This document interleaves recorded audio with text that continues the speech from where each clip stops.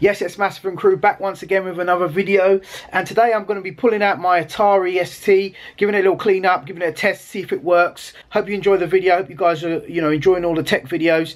Comment down below, let me know what you think. It'd be nice to read all your comments and we can discuss all these old gadgets and all this tech down below in the comments.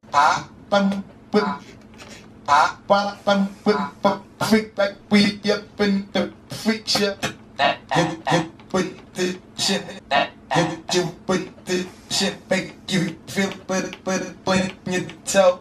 Hot shit, gotta know you think is doing way close. So I've got the Amiga out once again. I'm archiving all the discs. I've got this Omni floppy here, reading from Omni floppy. Once it's read, I'm then rewriting it back to floppy here, and then straight into the Akai, and then loading the samples up. Some of them are coming out a little bit glitch, but I found a really good way using Adobe Audition to clean up the samples. And where they've got clicks on it, from where the disc might have been corrupt, I'm finding this thing called Auto Heal, which is really cool, which is like literally Control U, and it gets rid of clicks perfectly every time, and you can really get a really nasty sample and just restore it with just by going through, and you can see all the obvious clicks here, and then just healing them, and it just works like magic. It really does. Like, look, I'll play you that once I've done a little section there. Look, I can see one more, a little clip here again. Right, so hold on. And look, zoom out. And then as you find these little clicks, you just take your time, you go through it, and then just auto heal them up.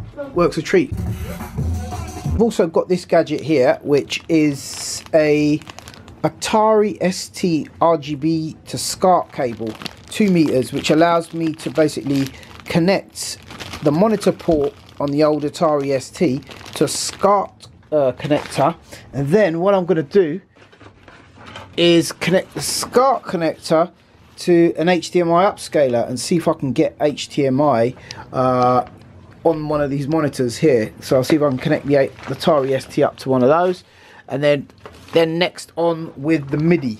I'm still going to continue with the emulators because I do want to get my emulator up and running. I just want to see, what the deal is with this Atari. This, I believe, is the original Atari ST that we used in the Atari days. We'll find a couple more floppies in here. What's this?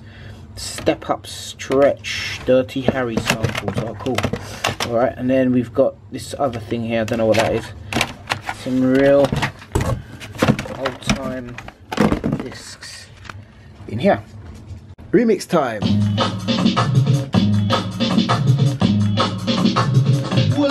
Pull up, weird. Jackson, what kind of freaks guy?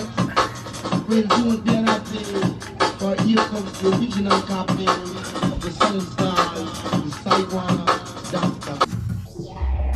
Reminiscing on the Akai now, one thing I do remember that I used to like about it is, look, they've built a keyboard in on the actual keys. So for example, I'm just going to rename this hard drive section here. You look here, it says so for example, Sidewalk Doctor samples, right? Side, so I can go to S, then over to here, and it's similar to a keyboard. I, and up there you can see as I'm typing it, look up here, D, E, and then you get used to the keys, W, A, L, K, Sidewalk, D for Doctor, D, O, C. You don't get a lot of space, but enough to just, remember what you're doing, sort of thing. There you go. And then I'll go rename volume. Oh, yeah, so you have to actually save onto it for it to rename. So I'm going to do that now. So I'm going to go save, and then it saves it everything to that hard drive B, inactive number 2, because it actually says inactive. Right, you can see that save in there, all the samples. There you go, last of it, bosh, and then you go rename. Then I've done the Sidewalk Doctor, hit the volume button. There you have it, so it's renamed Sidewalk Doctor, and that's it. Simple as that. That's what I used to like about this keyboard.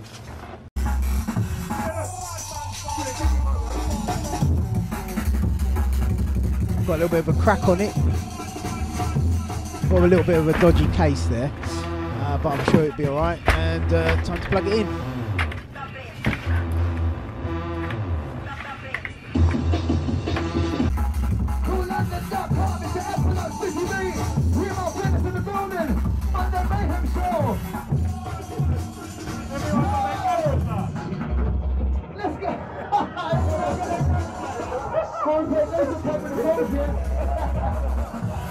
Bigging up Monday Mayhem on Cool FM. Shout to the Equinox, shout to the Remarc, shout to the MC Fearless. So guys, I connected up the Atari. Press this button here. I've got a white screen, but I can hear some clicking. I don't know anything else really. I can't remember anything else. Oh, here we go. Look, Atari's working. We've got the screen. Okay, all my days. Right, let's see if this mouse works. I've actually got an old Amiga mouse. I plugged it in there. Don't tell me I'm going to have to get an Atari ST mouse.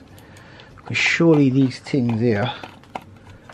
No, not working. Okay, so the Amiga mouse is working a bit on it. Not perfectly. But, as you can see, it's moving weird. So I'm going to have to get an Atari mouse next to get this thing connected up. I'm going to check on the old eBay and see what I find. But yeah, it's working, folks. So next I've got to get the old Cubase on there. And the good thing about this is it's already got the MIDI out built in, so I don't necessarily have to worry about the MIDI out. I've got it connected into the monitor port there, if you can see that. And the monitor port is basically coming out into a SCART cable. I definitely bought an upscaler. So I'm going to find my upscaler and then see if I can connect this to HDMI as well, so I can then that way I can do some screen captures and stuff, and you can see any songs that I managed to get loading up with the Akai. You can get to see them running sort of live. So that's good news, folks. I won't need to use an emulator. I can just connect up this Atari, although it would be great to have an emulator running too, because it would be for the convenience of it. But yeah, folks, that's a heads up. Yeah guys, so comment down below if you know how to burn an Atari program file.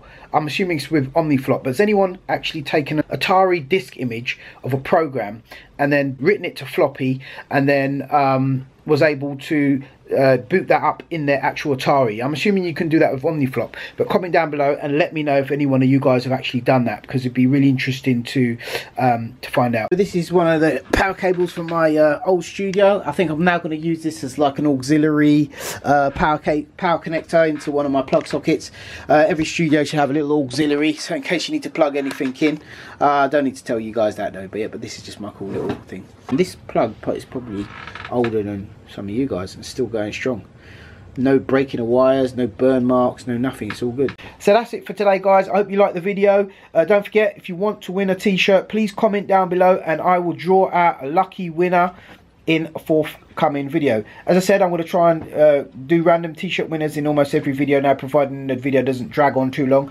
Yeah, so I'm going to do it now actually. So without further ado, the winner of today's t-shirt is... So if your name flashes up on the screen here, I don't know who it is yet because I'm kind of filming this in advance. Whoever's won this, get in contact with me on busybscience@gmail.com and we'll get a t-shirt sent out to you. Take care, God bless, peace.